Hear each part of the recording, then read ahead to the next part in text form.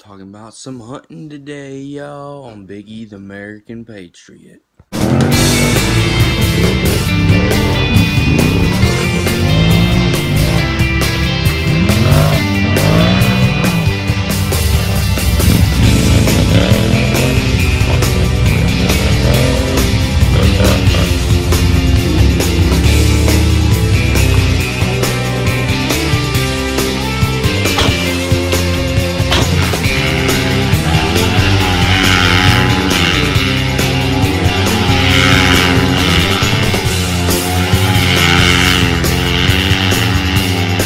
Hey y'all, what's going on? Biggie's back here on Biggie the American Patriot. Hope y'all enjoyed that intro I just made today. As you can tell by the title, we're discussing some hunting tips and whatnot today. So I'm gonna tell y'all about things they can do to help you while you're hunting and some of my stupid hunting stories and all that. So let's get them started. The best thing to when you're deer hunting is before you go, make sure, especially if you're in a you have a field and then you have a patch of woods and you have another field. That's a place where I hunt. There's 40 acres in Lumpkin County that I hunt. Make sure you spread plenty of seed or deer feed out in the field. Otherwise, your chances of getting any, unless the population is huge, the population of deer is huge, your chances of getting any deer are pretty slim. And it took a lot of bags of feed to bait the fields before we actually got some action out on that land. And I've been hunting there for about 3 years now. And once the season actually gets kicked off, there's some big bucks out there. I saw a 8-point there once, a couple does. That 8-point was out of range, but another story that I'm gonna tell y'all is I was turkey hunting one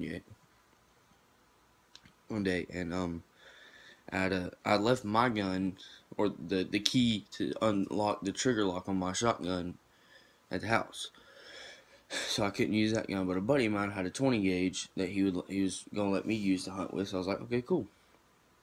And I have a 12 gauge, so that kind of sucked. It was depressing, but went out, got into the woods, and it was about 4:30, 5 o'clock in the morning, so it was still pretty dark outside. And I was leaned up against a tree, and I had a good view of everything. There was a field out in front of me, and there had been a couple hens, a few jakes passed by, but I was waiting for the gobbler. And I fell asleep with the gun in my lap. That makes no sense coming from a guy who has taken his hunter safety course and has got his hunting license and everything. But anyways, I fell asleep, and sure enough, I was up against a tree. My dad was about 10-20 yards from me against another tree, and a big gobbler walks out. Okay, now I had fallen asleep, so I missed him. But I wake up to the sound of boom. So I jumped up real fast, and the safety was off on my gun, and my hand moved, and my gun went off. So I woke up to the sound of my dad shooting that gobbler, and then when my hand moved, my gun went boom. So I about pissed myself right then and there. That's a pretty good story. When I first started getting into squirrel hunting,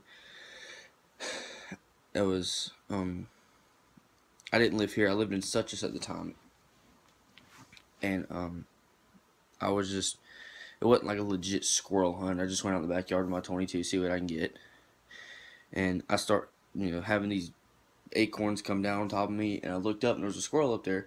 So I got my gun up and I shot him, but I thought when I shot, he kept moving, so I thought I'd missed him, and he ran, kept running through the tree. So I went to shoot again, and this time I'm sure that I missed him.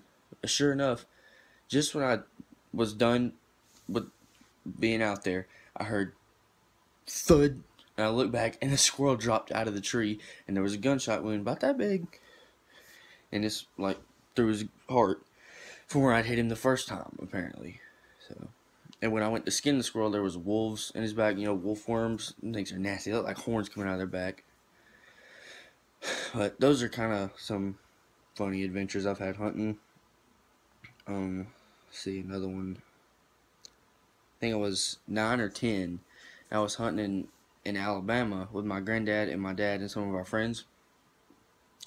And it was the evening, and it was just starting to get almost too dark where you couldn't see anything. And I spotted a huge buck, probably 9 or 10 points, about 100, 120 yards out. So I got my gun up, and he was broadside to me. But I could still barely see it. Like, I could barely make out his rack. So I got my gun up, and he moved right as I pulled the trigger. I had the crosshairs lined up behind his shoulder, so I would go through the heart. And since he moved, like he moved forward right as I pulled the trigger, I gut shot him. So, but I still thought I'd hit him, so I went to try to find him and track him. And we found blood, but we never found it.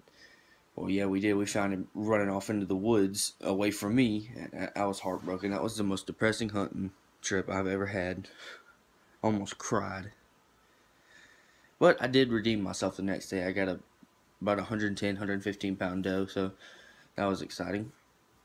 So that's pretty much my hunting adventures that I've had. So hope y'all enjoyed those. If you got a cool hunting adventure, leave it down in the comments below. If you like this video, give it a thumbs up. Subscribe to my channel. Till next time, I'm Biggie the American Patriot, and I'm out.